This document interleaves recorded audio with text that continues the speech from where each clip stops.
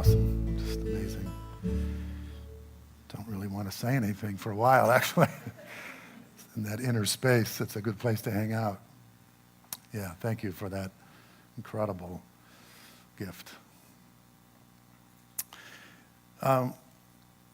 What the heck, I might as well talk. As long as you're all here, I mean, of course, we could have a little concert. We could do that too. I said that I would, over these final weeks with you, I would talk about those things which I consider the sort of my gold standards, things that have been the most helpful in my journey, spiritual journey, so that if you wanted to, you could put them together.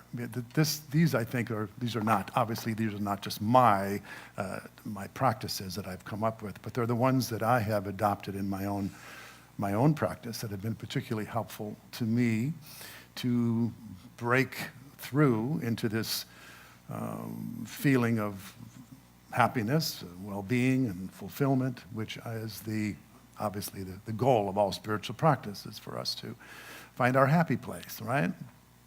And last week I talked about surrender, and we got into that pretty deeply. But surrender is understood according to the mind as something that is sort of a passive giving up. And I wanted to make it clear that spiritual practice, there's nothing wimpy about spiritual practice. There's nothing easy about it. There's nothing passive about it in the sense that it doesn't require strong intentionality. It does require commitment. It requires a discipline. Obviously, if it was easy, everyone would just sort of fall into it. On the other hand, it's not complicated. It is very simple. As you'll find today, today's practice is extremely simple. And somehow I think it's the convoluted nature of our minds that make life difficult. In other words, we tend to overthink. Does anyone relate to this? We overthink. We constantly analyzing, and we're trying to predict what's going to happen and position ourselves so that we can avoid some awful thing from happening, or strategize our way of walking through the world so that we'll come out on top, or that we'll not be defeated by life or others, the seeming competition for resources in the world. So when all of that is sort of our predominant operating system, when we talk about these very simple, seemingly passive approaches, there's a lot of resistance that comes up for us, yes? Because we can't imagine that life could actually be better if we were to cease a lot of the doing of life. And yet that's exactly what spiritual mastery and spiritual masters have been saying all along, is that, slow down, you're moving too fast, and, just to make this leap into the awareness of who we are is not an action. It's not an activity. It's not something that we have a whole bunch of steps to. It's actually just a falling back into our most essential nature, which has become unfamiliar to us because we spend most of our time in mind thought.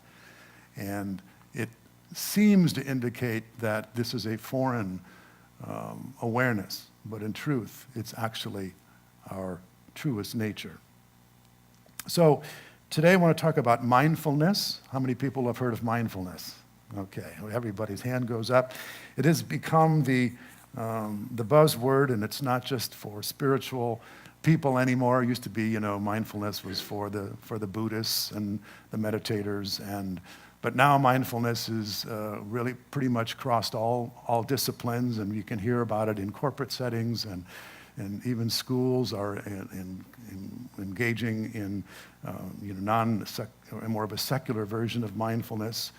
And for good reason, because mindfulness has very positive results, and they can come very, very quickly. You don't have to be, the old story about, you have to meditate for decades before you'll see any results in your spiritual practice.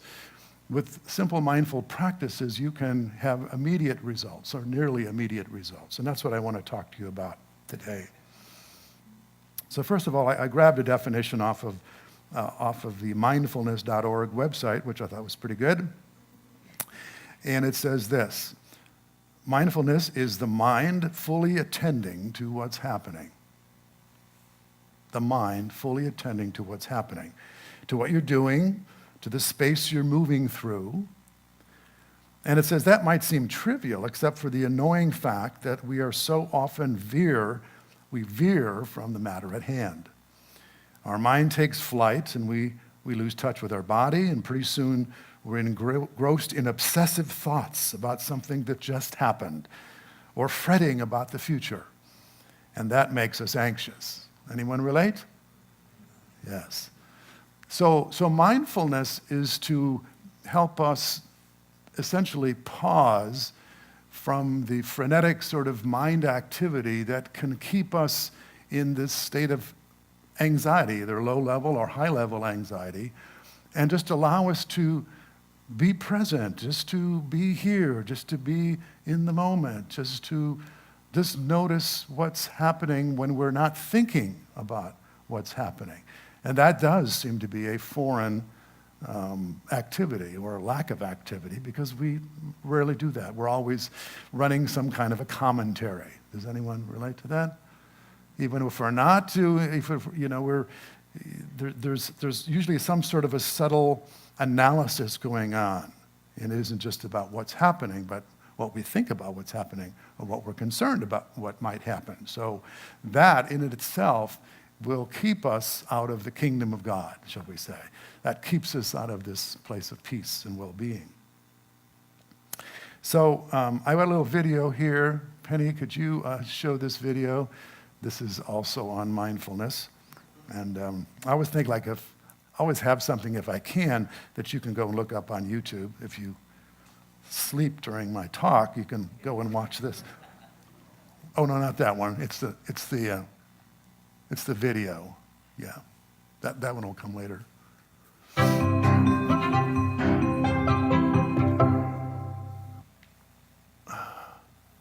You may have heard this word mindfulness. It's become something of a buzz phrase of late. I'm going to give you one simple, serviceable definition, which is this. Mindfulness is the ability to know what's happening in your head at any given moment without getting carried away by it. Imagine how useful this could be. Just as an example, you're driving down the road and somebody cuts you off in traffic.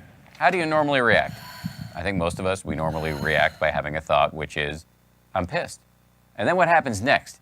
You immediately, habitually, reflexively inhabit that thought. You actually become pissed. There's no buffer between the stimulus and your reaction. With just a little bit of mindfulness, in that same situation, you might notice my chest is buzzing, my ears are turning red, I'm having a starburst of self-righteous thoughts, I'm getting angry. But you don't necessarily have to act on it and chase that person down the road, screaming at them with your kids in the back of the car thinking you've gone nuts. Now, you might be thinking, don't I need to get angry sometimes? Aren't I justified? I would say yes, but probably not as much as you think. The proposition here is not that you should be rendered by mindfulness into some lifeless, non-judgmental blob. The proposition is that you should learn how to respond wisely to things that happen to you, rather than just reacting blindly. And that, my friends, is a superpower. How do you get it? The way to get it is through meditation. I believe that meditation and mindfulness are the next big public health revolution. In the 1940s, if you told somebody you were going running, they would have said, who's chasing you? But then what happened next? The scientists swooped in, they showed that physical exercise is really good for you, and now all of us do it, and if we don't, we feel guilty about it. And that's where I think we're headed with mindfulness and meditation. It's going to join the pantheon of no-brainers like brushing your teeth, eating well, and taking the meds your doctor prescribed for you. Let me just close by saying, mindfulness is not going to solve all of your problems. It's not going to render your life a nonstop parade of unicorns and rainbows, Nonetheless, this is a superpower and one that is accessible by you immediately.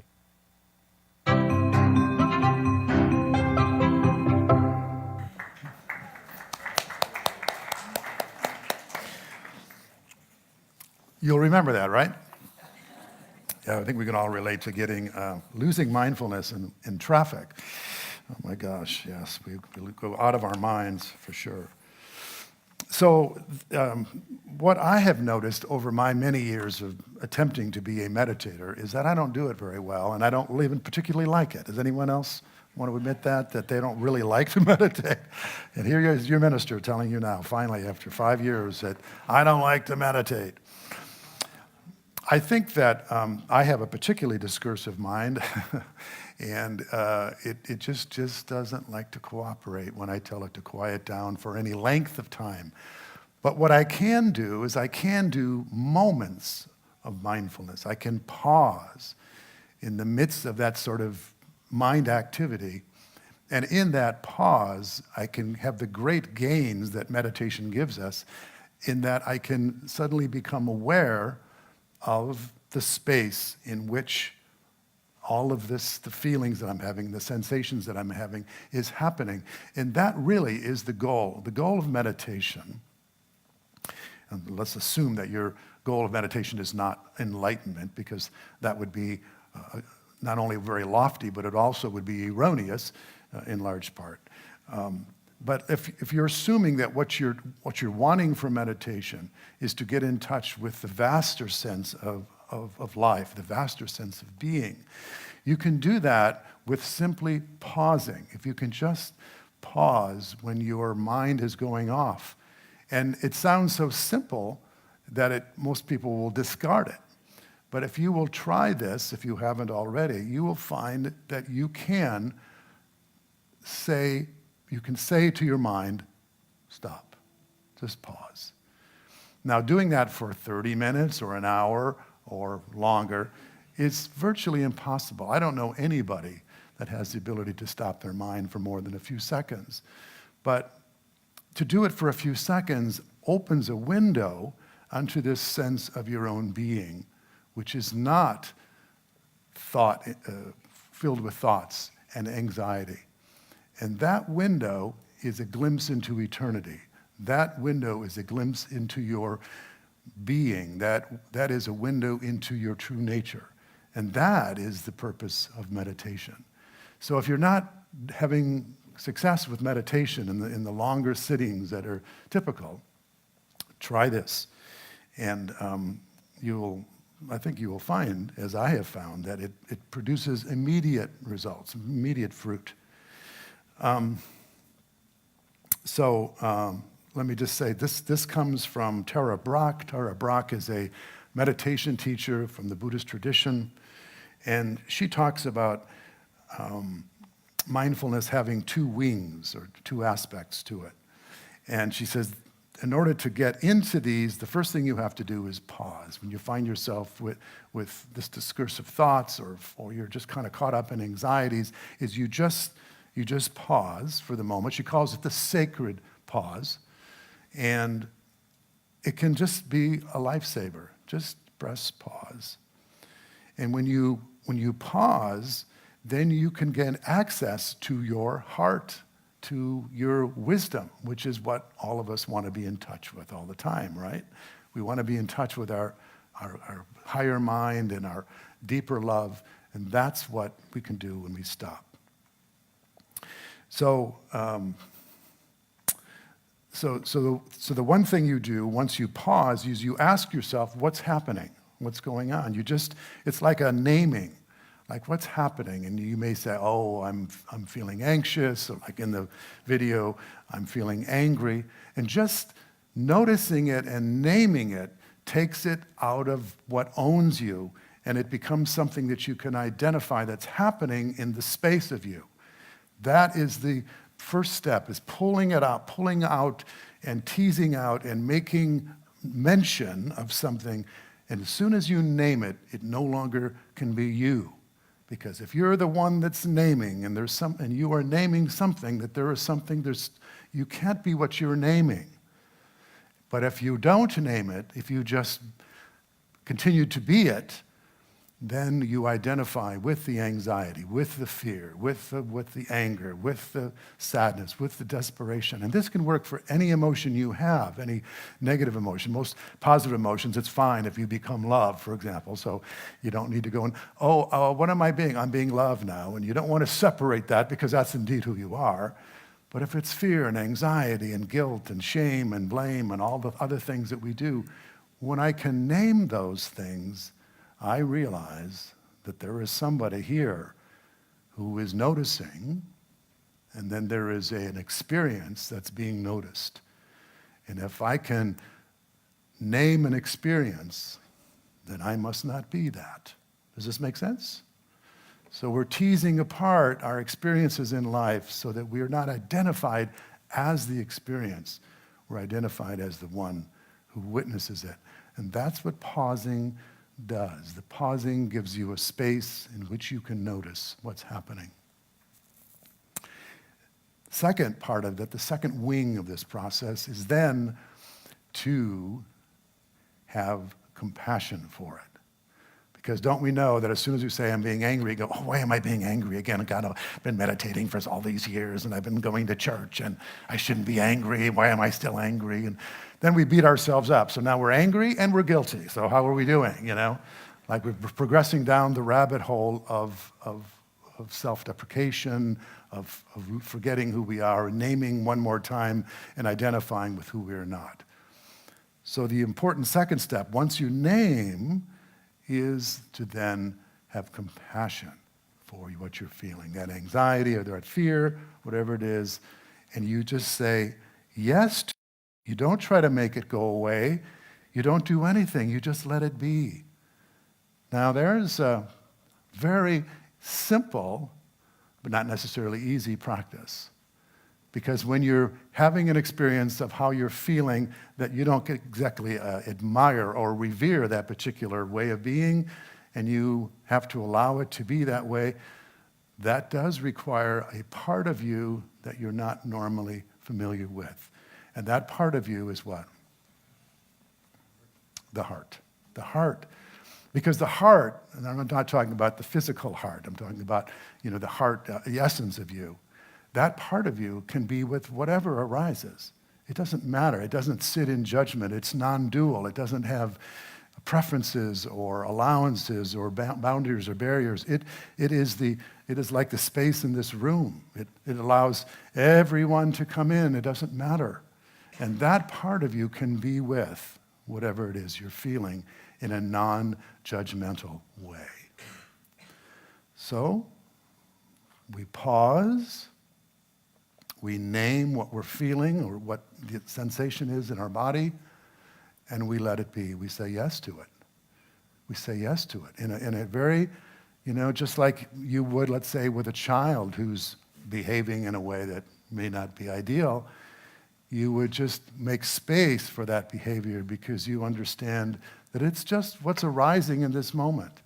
It doesn't say anything about you. Just, it's part of the normal way that you and I have evolved and we become conditioned over time. None of us are going to get rid of all of our negative emotions in one fell swoop. There's no such thing. But the way that we can keep them from running our life is by becoming aware of them, seeing that they are not who we are, and we bring love and compassion to them like we would to a child who misbehaves. And as we do that, then we move deeper into this sense of our own spaciousness, into our own sense of being. And it is from that place that we're in touch with heart intelligence, the wisdom of the heart. And then from that place, we can respond in ways that are truly generative of greater good. And instead of being reactive, which is what we do when we don't like what we're feeling, and we're identified with that, when we're reactive, like in the video, that person becoming so enraged because of someone's behavior.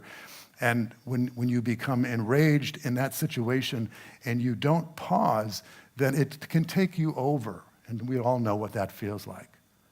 But when we can see that this is something that's arising within the space of our own being, it's something that is emerging just within the field, just like everything else can emerge within the field of awareness, this is just one more thing.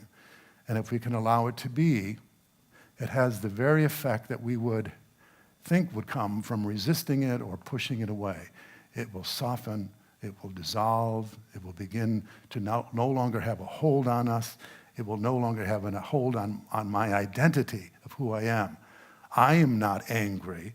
There is anger. I am not sad. There is sadness. I am not anxious. There is anxiety. Do you see the difference? That difference is what creates the space for us to be identified with the space of our own awareness. And I have a little video, not a video, but a still clip, the one that you started with, Penny, if you would show that. So when you look at this image, what do you see? Say it out loud. Say, a bird flying. Anyone else? Does someone say sky? Okay. Sky. The sky is actually the correct answer. Of course there is a bird there, but isn't it interesting how we look for the object in the sky and name that when it probably only takes up maybe 2% of the whole picture, and we name that 2%. And that is what we call being object referred. We are so used to going out with our attention and looking for an object or a situation, and our perception is limited, therefore, to the space in which the object arises and is found. And this whole notion of mindfulness is for us to perhaps name the bird. I see a bird. But by saying there is a bird, then I ask myself, in what is that bird appearing? Just like I feel anger, or I feel any sensation in my body, or any perception that I make. Where is that appearing? See, that's the subtle nuance that usually falls away from our ordinary perception. And we're so stuck on the objects in our life and the things that appear in our life that we forget this gigantic space that is the infinite awareness that you and I have. And this is what the purpose of meditation is, and all spiritual practice, is to become aware of the sky, is to become of our sky nature, of the vastness of our being, and not be stuck with all of those limitations and those things that we have concretized and made real and identified with, which is just a small portion of who we are. So the more we can name what we are seeing and we separate that out from what we are, the more we can be identified with the awareness, or you want to call it consciousness. It's the field of infinite possibilities in which we live and move and have our being. Does that make any sense? Yeah. This is really a key, and it's when you take meditation classes, there is many of the things that we've talked about this morning are given, like this whole thing about naming. I feel a tickle on my leg, or my nose itches, or you name all those things, not so that you become aware of those, but so that you can realize that you have the ability to be aware. And it's the ability to be aware that points you back to your true nature, which is awareness itself. It's not to become aware of the objects of your awareness, but to become aware of awareness itself. And that is the field. That is the field of infinite possibilities. That is the kingdom of God, as Jesus talked about it. It is the infinite intelligence of the universe. This is the field that you and I want to hang out in. This is the place where we can finally be free, because we're no longer tossed about by the objects in life, the ones that we like and the ones that we don't like. We're no longer identified with those. Those no longer have the hold over us that they did before, because now we are becoming more and more aware that we are the vast field, the infinite love and life. And it is in that knowing that we can find freedom and we can find peace and we can find a way to travel more lightly through this world. Amen? Amen. Very good.